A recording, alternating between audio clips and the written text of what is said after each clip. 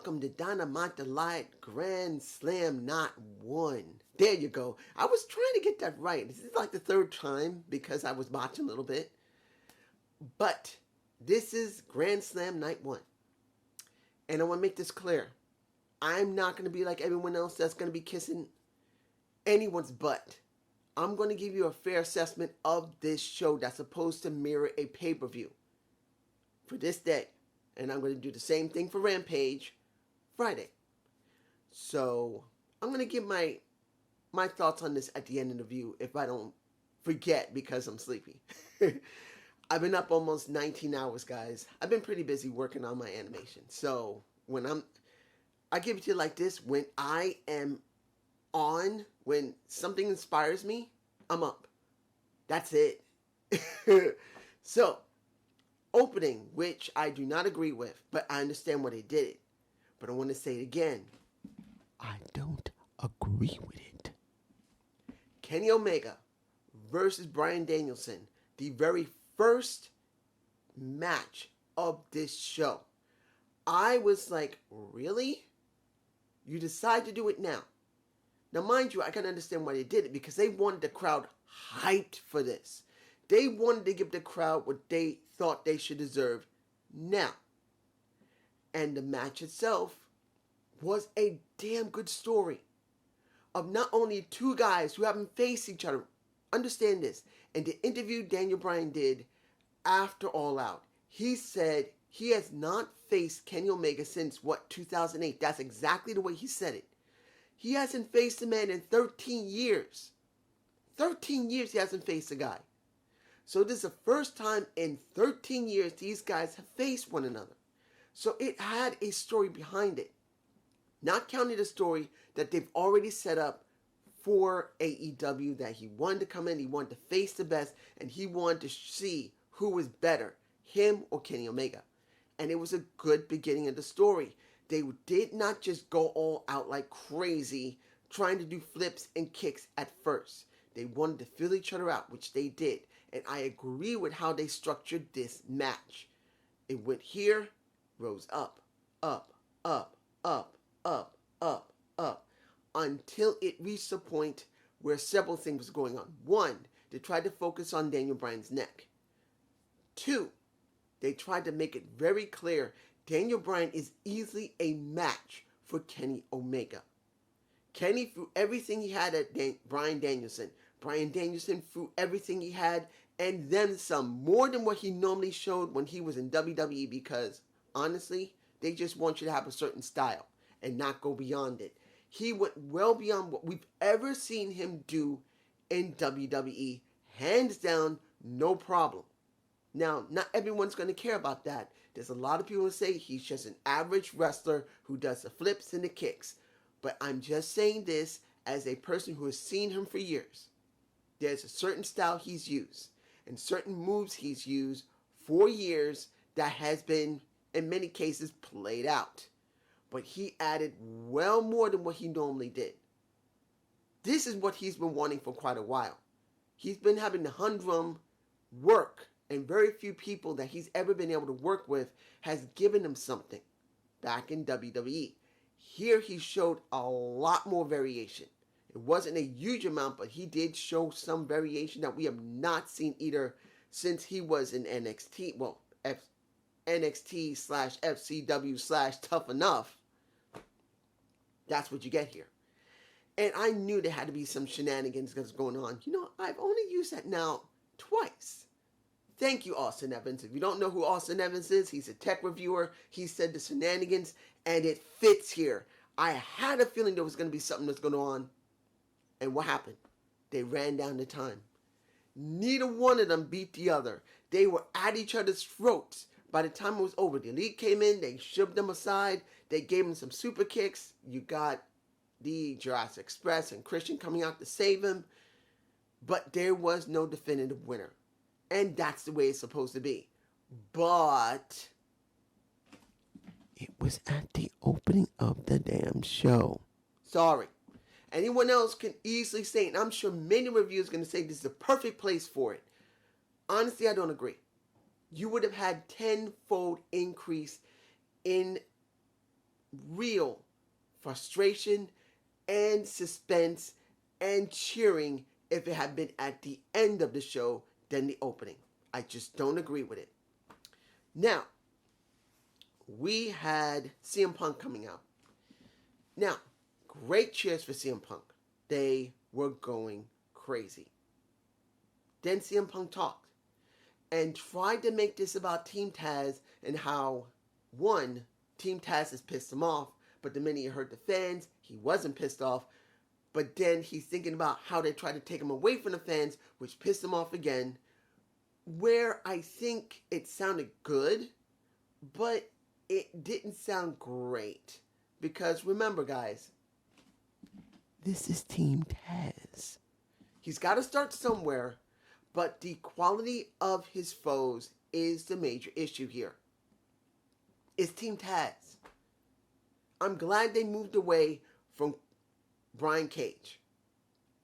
But now having a CM Punk deal with them as well, they don't really have star power there. Starks is the star power. The FTW title is something that is important, but not. And then the catchphrase of what started it all, which pissed off Taz and got this started. I really wish that was the key here. That they're trying to set up CM Punk to take something from Taz that is known only to Taz, not the FTW title, but an iconic catchphrase that Taz has. And at this moment, I'm blanking on it. That's how I'm feeling about it. Survive if you can. I can't remember. For some reason, I'm blanking on it. And I actually like it, but I'm blanking on it. Maybe because I'm tired and because, simply put, it's not being used. I just wish it was. And we move on from there. The weakest match of the entire thing, which I kind of wish was not on here. MJF versus Brian Pillman Jr. Here's the thing. I like Brian Pillman Jr. I liked him when he was with Team Filthy. I remember about MLW and him working with Team Filthy. Which, wait a minute, was he working with Team Filthy? Or was he working with the Hart Legacy? I can't remember. I think he was working with either the Hart Legacy or he was working with Team Filthy. It's a possibility he was working with Hart Legacy than Team Filthy. But I like him. And you know how MJF is. He's in my face. He is just a great heel. But this was not the match to do it because the rivalry is still too new. And worse yet, no stipulation. It needed a stipulation, guys. Yes, the fans cheered for it. The New York fans were hot for a majority of what was going on in the show. But here, you could feel it was not that hot. By the end of it, they were cheering to a certain extent for Brian Pillman Jr. until he got his butt beaten by the salt of the earth and he tapped out. And I feel like this is not where you're supposed to do it. Yes, it spotlighted him, but then it feels like it wasn't supposed to be here. If you're trying to make this a pay-per-view quality show to really give people something, it should have been something else. I'm just saying. We did get Jake Hager and the Champion talking about their match on Friday. I'm just mentioning it because it was important that it was mentioned. You got the match of Malachi Black versus Cody Rhodes. And a Brandy Rose, you see in my face, has come back and looking pretty skinny. She's busted her butt to make herself look good. Get rid of that mama fat, but I'm sure she didn't get rid of the mommy boobies. She's going to have to stop She's got to stop breastfeeding for her breasts to go back down. And I doubt she is. So, I'm just saying. Her boobs were big already. Now they're really big. At least until she stops breastfeeding, and eventually they'll stop. Was this a good match? Yes, it was. And the kicker here is we got the John Cena effect. If you don't know what the John Cena effect is, John Cena is always booed. And everyone else is always cheered. So Cody's got the John Cena effect that he's trying to be a face. He's being booed as a heel, and Malachi Black is being cheered as a face. It was something you don't normally see in wrestling outside WWE, and this is exactly what you got here. They did not want to cheer Cody, and he tried to get them to cheer him, but it didn't work. And at one point, Art fell, and they didn't catch it on film. And then he gets upset at Cody for going to check and he's shoving him back and saying, "Get in the damn ring." And Cody walks around the ring, tries to help Art, then walks around the ring, and then goes back into the ring. He gets his butt kicked, and in the end, Malachi Black, he wins. Now the question's going to be, will he finally turn heel? No, I don't think so. Still, he should have turned heel last year. He did not turn heel last year. I don't think he'll turn heel, but I do believe when it comes to Art, maybe Art will now work more with Brock because he sees Cody as an issue. You never know. He may work with his son now, and that might be the best way to do it. That he's now having a division between him and Cody he's now going to have to deal with Art and his son. I'm just saying, maybe. Let's move on. FTR versus Sting and Darby Allin, mind you. This was an interesting match because the crowd was very in. Not to Darby, not to FTR, not to Telly. They were into Sting. And here's the thing. Sting did look tanked. No lie about that. He did tank a bit. But how he worked the match was actually quite good.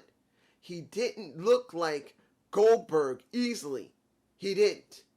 So that's a great thing. He didn't look like Goldberg. So he worked the match very well.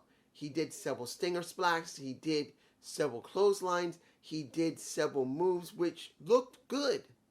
So even though Sting is 63 years old, he is still able to work the ring pretty well as long as it's understood, guys, that he does not work the ring all the time. There is no way Sting can keep up a once a week type of deal going in the ring. He just can't. But like this, where he doesn't work the ring much, but then when he does go in, he's got more than enough energy and not worried to be broken down to actually work. I think that's a great thing. It looked good. Now, you might not think... I gotta say this. For one of my subscribers. Well, I don't know if he's a subscriber or not. But one guy, when I did my video on Tommy Dreamer getting suspended, he could not stand Tommy Dreamer. And he might actually look at this. Unfortunately, I can't comment on the comments he's done. Someone's now removed them. I don't remove comments. Normally, I don't. But someone removed the comments. Either that person did or someone else did because he was more than happy to see a Tommy Dreamer get the shaft because he's an angry guy or girl. And the thing I'm bringing this up is that there's going to be people that's going to say, why have freaking Sting in the damn ring when it should be about someone else than with Darby Allin? Guys, Sting is an icon. He just proved that as long as you use him sparingly, he doesn't look too bad in the ring. He wasn't incredible. He was good. Good enough to be passable and to get the crowd behind him. Yes, it is a New York crowd. Like, it comes to Pittsburgh, Pittsburgh and Chicago. Places where you know they're going to get cheered, but still, he didn't look bad. I'm just saying. And the last match, Ruby Soho versus Britt Baker.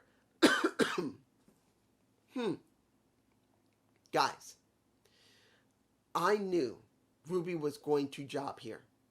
I knew Ruby's going to be screwed over because of Hager and Rebel. It had to happen. I just don't believe that she was supposed to job here. Now, was it a good match? Yes, they were pretty rough with each other. Just like what happened to Daniel Bryan and Kenny Omega. But they should have opened the damn show. I'm just saying. I understand they want to make women's wrestling important. And I can see that women's wrestling is important. I'm glad they care enough to make it important. But let's be honest. Kenny Omega and Bryan Danielson was a more important situation than Ruby Soho and Britt Baker. Hell, you could have left that for night 2.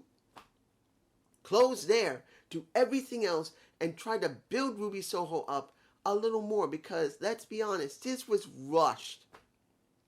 Rushed for Ruby Soho. She should have never had this position.